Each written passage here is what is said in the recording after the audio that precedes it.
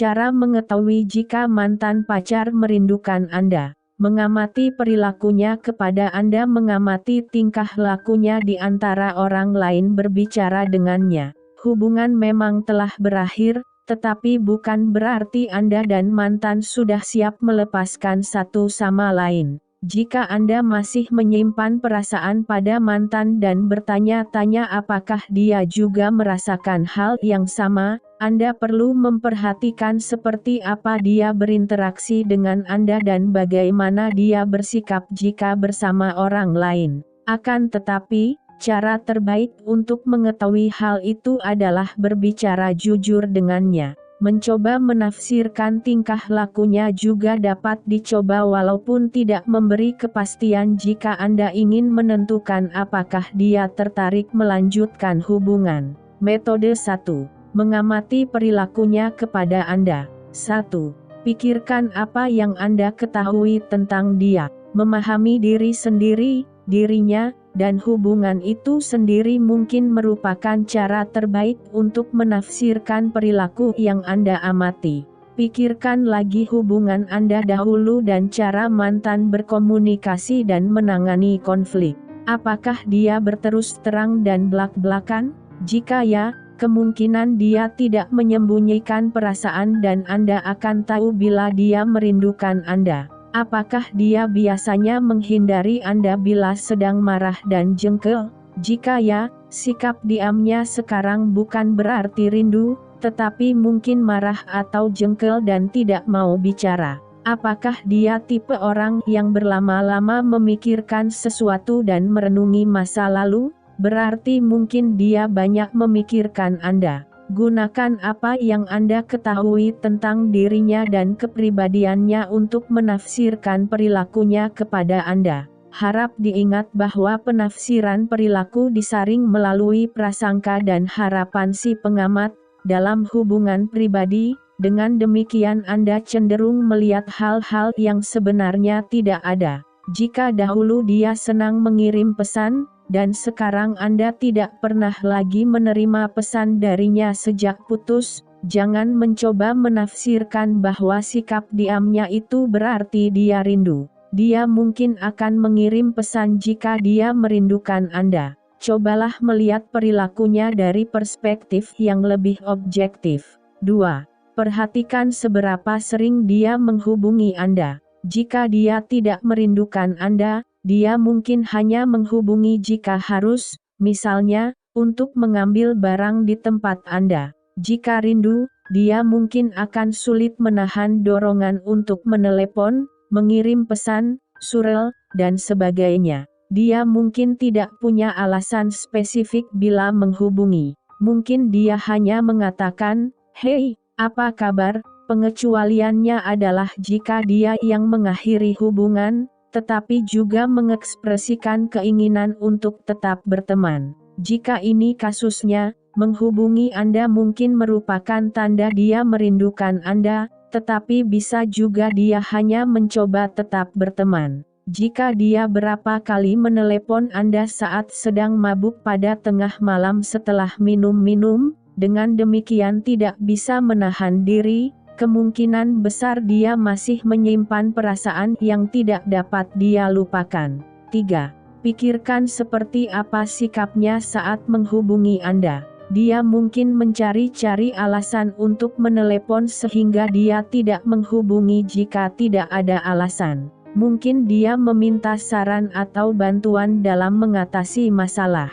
Mungkin dia juga mencoba mengarahkan pembicaraan ke topik yang lebih dalam. Misalnya, dia mungkin membicarakan apa yang ingin dicapainya dalam hidup atau hidup seperti apa yang ingin dia jalani di masa depan. Saat menghubungi, apakah dia keceplosan memanggil nama Anda dengan nama kesayangan yang biasa dia gunakan ketika masih berpacaran? Keseleo lidah seperti ini dapat menjadi indikasi bahwa dia masih memikirkan Anda dengan cara yang sama seperti dahulu. 4. Perhatikan berapa waktu yang dia perlukan untuk membalas kontak Anda. Apabila Anda menghubungi dia, seberapa cepat dia membalas pesan atau surel Anda? Berapa lama sampai dia menelepon balik? Satu kasus berjam-jam untuk memberi respons memang belum bisa diartikan apa-apa, tetapi jika dia terus mengabaikan Anda, selama berjam-jam atau bahkan berhari-hari, mungkin dia tidak merindukan Anda. 3. Jika dia benar-benar mengabaikan telepon dan pesan Anda, jangan mengirim pesan atau menelepon lagi. Ini sulit dilakukan jika Anda merindukan dia, tetapi menerapkan aturan untuk tidak menghubunginya akan membantu Anda melanjutkan hidup. 5. Amati bahasa tubuhnya. Jika Anda kebetulan berada di satu tempat dengannya, perhatikan bahasa tubuhnya. Jika dia menghindari kontak mata, menyilangkan lengan atau kaki, dan tidak tersenyum, mungkin dia tidak senang berada di dekat Anda. Walaupun bahasa tubuh merupakan petunjuk bagus tentang perasaan seseorang, tidak ada yang bisa dipastikan. Misalnya, dia sangat merindukan Anda, tetapi di hadapan Anda dia bersikap tidak acuh. Ini mungkin karena dia takut tersakiti lagi. Cobalah mengamati bahasa tubuhnya dan menggabungkannya dengan informasi lain. Sebagai contoh, jika bahasa tubuhnya menunjukkan bahwa dia tidak ingin berada di dekat Anda, tetapi menelepon Anda setiap hari, berarti mungkin dia rindu namun merasa defensif di hadapan Anda. 6. Perhatikan apakah dia muncul di tempat-tempat yang sering Anda datangi. Jika dia secara acak mampir di kantor Anda atau muncul di tempat yang sering Anda kunjungi, mungkin sebenarnya itu bukan kebetulan. Jika teman-teman Anda sama, dia mungkin tahu di mana Anda berada dan kebetulan pergi ke sana juga. Jika dia muncul di tempat yang Anda datangi, jangan lupa mengamati bahasa tubuhnya. Apakah dia terus melempar pandang ke arah Anda? Jika ya, mungkin dia juga mencoba mengamati tingkah laku Anda. Metode 2. Mengamati tingkah lakunya di antara orang lain. 1. Telusuri media sosialnya. Jika Anda masih berteman dengannya di media sosial, amati apa yang dia tulis dan interaksinya dengan cermat. Apakah dia banyak mengeposkan sesuatu yang samar dan atau menyedihkan, lagu sedih tentang cinta yang kandas, misalnya? Apakah dia mengomentari atau menyukai foto lama Anda berdua? Jika ya, itu mungkin tanda bahwa dia sulit mengatasi putus cintanya dengan Anda. Namun ingat bahwa media sosial tidak selalu akurat menggambarkan apa yang terjadi dalam hidup seseorang. Orang yang banyak mengeposkan foto seolah hidupnya sempurna bisa saja sedang menghadapi masalah emosional besar. Jangan melewati batas saat menelusuri media sosial. Hargai privasi mantan, dan batasi diri hanya dengan mengecek sekali sehari, paling banyak. 2. Perhatikan seperti apa sikapnya jika berada di dekat Anda dalam situasi sosial. Jika Anda dan mantan masih bergaul dengan kelompok teman yang sama, amati dengan cermat, namun diam-diam cara dia bersikap saat Anda juga ada di sana. Jika dia tampak gelisah dan berusaha berinteraksi dengan Anda, itu mungkin karena dia masih berusaha mengatasi perasaan yang tersisa. Namun Anda harus hati-hati. Dia mungkin masih belum melupakan perasaannya, tetapi bukan berarti dia merindukan Anda. Misalnya, dia sangat marah karena tindakan Anda benar-benar menyakitinya. Usahakan menilai perilakunya dalam konteks berakhirnya hubungan dan interaksi di waktu lalu. Perhatikan apakah dia terus memandang ke arah Anda bahkan ketika sedang berinteraksi dengan orang lain. Ini mungkin berarti dia juga ingin mengamati perilaku Anda untuk mengetahui perasaan Anda. 3. Bicaralah dengan teman yang sama. Jika ada teman bersama yang dapat dipercaya untuk merahasiakan penyelidikan Anda, tanyakan apakah mantan pernah menyebutkan sesuatu tentang Anda. Teman yang sama mungkin dapat memberi Anda gagasan yang lebih jelas tentang situasi mantan Anda sekarang. Jika Anda takut teman bersama ini akan melaporkan apa yang Anda tanyakan, cobalah bertanya dengan sangat santai. Misalnya, daripada bertanya belak-belakan, katakan, "Aku penasaran apa kabar, nama mantan. Aku tahu dia kemarin ujian penting, kuharap hasilnya bagus." Teman tersebut mungkin paham maksud Anda, tetapi tidak akan sejelas jika Anda mengatakan, "Pernahkah, nama mantan, membicarakan aku?" Jangan terus memburu teman dengan topik ini. Anda boleh membicarakannya sesekali, tetapi jika setiap kali, dia mungkin akan jengkel. Jika teman Anda mengatakan, "Maaf, aku tidak mau terlibat dalam situasi ini," hargai keinginannya. Ini bukan berarti dia tidak peduli. Dia peduli, hanya saja tidak ingin terseret dalam skenario kata si ini, kata si itu atau terkesan memihak. Metode 3. Berbicara dengannya. 1. Putuskan apakah bicara merupakan ide bagus.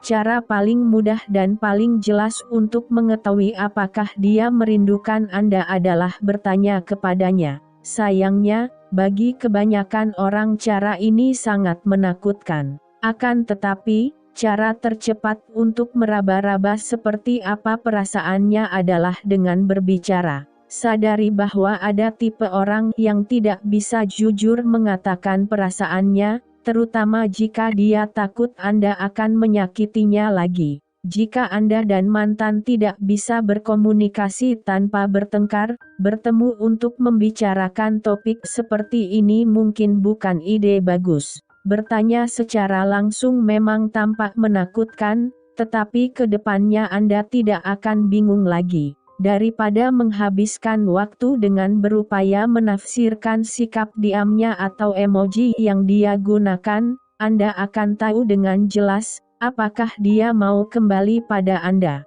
Jika tidak, Anda bisa mulai berusaha melupakannya dan melanjutkan hidup Anda sendiri, tidak membuang-buang waktu untuk orang yang tidak lagi tertarik menjalin hubungan dengan Anda. 2. Hubungi dia. Anda dapat menghubunginya via pesan teks atau surel, tetapi mungkin cara tercepat adalah dengan meneleponnya. Bicaralah dengan nada ringan dan ramah.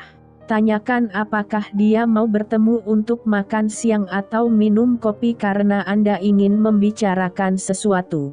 Pahami bahwa dia mungkin akan menolak. Jika dia tidak mau bertemu, itu adalah tanda bahwa dia tidak merindukan Anda, atau kalaupun ia rindu, mungkin dia belum siap bertemu Anda. Usahakan jangan marah.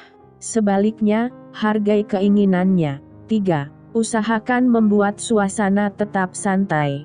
Jika ini pertama kalinya Anda bertemu dia setelah putus, situasinya mungkin akan sedikit canggung. Ambil inisiatif dan cobalah membuat suasana sesantai mungkin. Tanyakan bagaimana kabarnya, sekolah atau pekerjaan, dan ceritakan tentang kegiatan Anda sedikit. Usahakan membicarakan sesuatu yang ringan dan jangan langsung membahas tentang hubungan. Ini akan meringankan suasana dan menunjukkan bahwa Anda tidak sedang berusaha memancing pertengkaran. 4. Tunggulah saat yang tepat.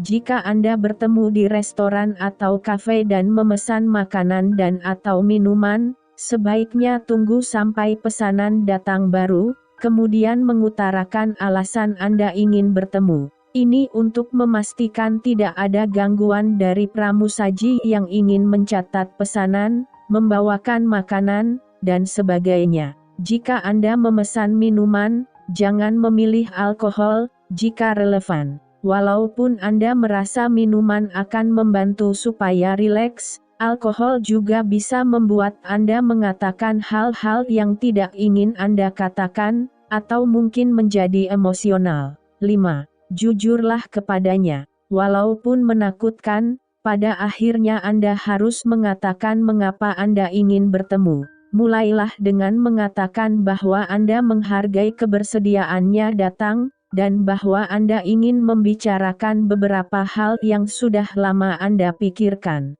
Jika Anda masih punya perasaan untuknya, sampaikan dengan jujur. Jika Anda merindukannya, Anda mungkin akan merasa rapuh jika menyampaikan perasaan dengan jujur, tetapi dia juga cenderung akan membuka perasaannya. Misalnya, katakan, sebenarnya, aku sering memikirkan kamu. Aku tahu kita sudah putus, dan aku menghargaimu, tapi aku ingin tahu bagaimana perasaanmu sekarang. Anda bisa saja mengatakan hal ini lewat telepon atau pesan teks. Tetapi bicara secara langsung memungkinkan Anda mengamati bahasa tubuh dan ekspresi wajahnya. 6. Putuskan apa yang harus dilakukan selanjutnya. Jika ternyata dia juga merindukan Anda sama seperti Anda merindukannya, kini saatnya memutuskan apa yang harus dilakukan. Cobalah membicarakan alasan putus dengan objektif,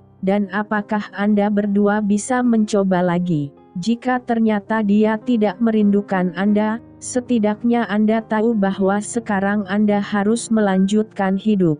Jangan mencoba membuat dia merasakan apa yang tidak dia rasakan. Meskipun sangat sulit, pikirkan secara rasional apakah melanjutkan hubungan sekarang merupakan ide bagus. Mungkin Anda saling merindukan, tetapi bisa saja pilihan untuk kembali bersama bukan ide bagus. Misalnya, jika Anda sering bertengkar tentang prinsip dasar, misalnya, agama atau cara menjalani hidup, akhirnya mungkin tidak banyak berbeda.